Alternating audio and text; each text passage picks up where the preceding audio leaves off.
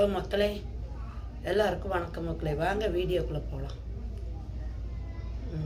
நான் கிளம்பிட்டேன், கேரளாவுக்கு கிளம்பிட்டேன். இன்னும் போயிட்டு பொங்கலுக்கு தான் இங்கே வர முடியும். அது கடையில் நான் வர முடியும். தீபாவளிக்கெல்லாம் வரமாட்டேன்.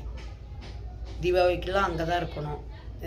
கேரளாவில் என்ன நிகழ்ச்சி நடக்குது இந்த ஊரில் அப்படின்னே தெரியாது.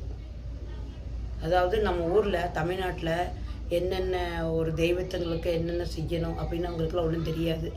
தீபாவளி தெரியும், பொங்கல் கூட தெரியாது. அந்த மாதிரி உள்ள ஊர். நம்ம வயிற்று பழப்படி போய் தானே ஆகணும். அதனால் நான் போகிறேன் ஃப்ரெண்ட்ஸ். இன்றைக்கி ராத்திரி போகிறேன். போயிட்டு நாளைக்கு ஒரு நாளைக்கு அவங்க ரூம் இருக்குல்ல இருந்துட்டு சனிக்கிழமை காலையில் டியூட்டிக்கு ஜாயின் பண்ணிடுவேன். 10 நாள் ஒரே அலைச்சலுங்க எனக்கு இங்கே வந்து. போன வாரம் புதன்கிழமை மணிக்கு நான் வீட்டிலேருந்து வியாழக்கிழமை கிளம்பணுங்களா, இன்னையோட 8 நாள் ஆச்சு. ஒரே அலைச்சல் வந்து 2-3 நாள் தான் வீட்டில் இருந்தேன். கிளம்பிட்டேன். ஒரு சின்ன ரூம்பு தாங்க. ஒரு கட்டில் போடுறதுக்கு, கட்டில்னா மடக்கட்டில். அப்புறம் ஒரு சின்ன வண்டி இருக்குது. அந்த வண்டி நான் பொங்கலுக்கு யாருக்காவது கொடுத்துடலான்ட்டு இருக்கேன். 7வது வருஷம் ஆயிடுச்சு இந்த வண்டி. ஏன்னா எவ்வளோ நாளைக்கு வச்சுட்டே இருக்க முடியாதுல்ல, அதனால் கொடுத்துடலாம் அப்படின்னு நினச்சிட்டு இருக்கிறேன். அப்புறம் வந்து கொஞ்சம் ஜாமான் இருக்குதுங்க வீட்டில். அதுக்கு வேண்டி வீட்டை போட்டிட்டு போயிடுவேன். அங்கே போய் தான் கொஞ்சம் கடனெல்லாம் கட்டியிருக்கேன் மக்களே. 5 லட்ச ரூபா கடன் இருந்துச்சு. நான் சொன்னேன், நீங்கள் நம்புவீங்களா? 6 வருஷமாக நான் கட்டியிருக்கேன். இந்த 2019 20 கடன் கட்டிக்கிட்டே இருக்கிறேன். நான் கட்டி முடிச்சிட்டேன், லோனு பணம் முடிச்சிட்டேன். அதனால் இப்போ கொஞ்சம் பரவாயில்லைங்க, கொஞ்சம் மன சமாதானமாக இருக்குது. ஆனால் அந்த லோன் பணம் கட்டுறதுக்கு நான் படாத கஷ்டப்பட்டுட்டேன் நான். ஏன்னா எல்லாம் எங்கள் குடும்பத்தில் எல்லாருக்குமே நல்ல வீடு எல்லாம் சொந்தம்லாம் இருக்குது.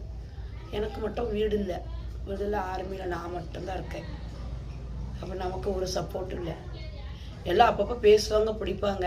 தம்பியெல்லாம் இருக்கான், அவன் நினச்சானா கூப்பிட்டு நம்ம அம்மா வீட்டு இடம் இருக்குது, ஏதோ ஒரு ரூம்பை போட்டு வாப்பிளையன் கூட இருன்னு சொல்லலாம். அதெல்லாம் சொல்லவே மாட்டானுங்க, அவெல்லாம் சொல்லவே மாட்டான். ஃபோன் பண்ணால் என்ன பண்ணுறேன், எது பண்ணுறேன், காசு எடுத்து வச்சியா, காசு கொடுன்னு தான் கேட்பான். நான் எவ்வளோ கடை வாங்கியிருக்கேன்னு உங்களுக்கு தெரியுங்களா? நீங்களே சொல்லுங்கள், எவ்வளோ கடை வாங்கியிருக்கேன்னு தெரியுமா? என் கடைனா பங்கு பண்ணுறாங்களா? என்ன கடை, ஒருத்திக்கு என்னன்னு கேட்குறாங்க. ஒருத்திக்கு மட்டும் சோறு திங்காது இருக்க முடியுமா? செலவு பண்ணாமல் இருக்க முடியுமா? ஒரு நல்லது கடத்துக்கு போகாமல் இருக்க முடியுமா? நீங்களே சொல்லுங்கள் மக்களே. அதனால கொஞ்சம் கஷ்டம்தாங்க. எப்படியும் ஓடுறேனுங்க, அவ்வளோதான். ராத்திரி தூக்கிட்டு போகணும், காலையில் ஒரு நாளைக்கு அங்கே இருக்கணும், அப்புறம் மீண்டும் வேலைக்கு போகணும். இதுதான் என் பொழப்பு ஓடிட்டுருக்குதுங்க. சரி, ஓகே மக்களே. அப்புறம் இந்த வீடியோ பிடிச்சா உங்களுக்கு, நானும் வீடியோ போட்டுகிட்டே தான் இருக்கேன்.